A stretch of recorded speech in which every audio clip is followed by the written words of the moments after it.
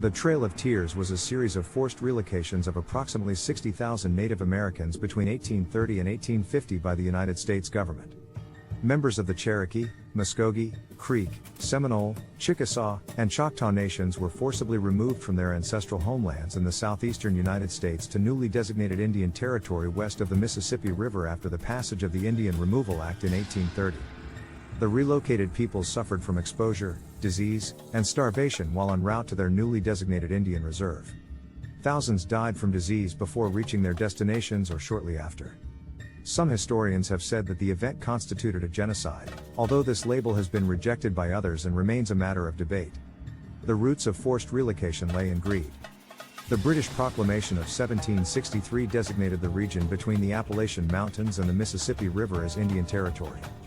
Although that region was to be protected for the exclusive use of indigenous peoples, large numbers of Euro-American land speculators and settlers soon entered.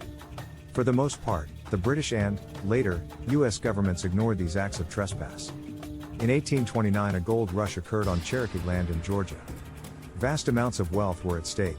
At their peak, Georgia mines produced approximately 300 ounces of gold a day.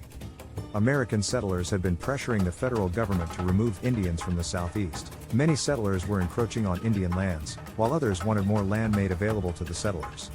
Although the effort was vehemently opposed by some, including U.S. Congressman Davy Crockett of Tennessee, President Andrew Jackson was able to gain congressional passage of the Indian Removal Act of 1830. In 1831, the Choctaw became the first nation to be removed. After 2 wars, many Seminoles were removed in 1832. The Creek removal followed in 1834, the Chickasaw in 1837, and lastly the Cherokee in 1838. Some managed to evade the removals and remained in their ancestral homelands. Some Choctaw still reside in Mississippi, Creek in Alabama and Florida, Cherokee in North Carolina, and Seminole in Florida. The Treaty of New Echota was largely signed by men. While women were present at the Rump Council negotiating the treaty, they did not have a seat at the table to participate in the proceedings. The inability for women to join in on the negotiation and signing of the Treaty of New Echota shows how the role of women changed dramatically within Cherokee Nation following colonial encroachment. The final treaty was imposed by President Martin Van Buren. Van Buren allowed Georgia an armed force to relocate about 13,000 Cherokees to Cleveland, Tennessee.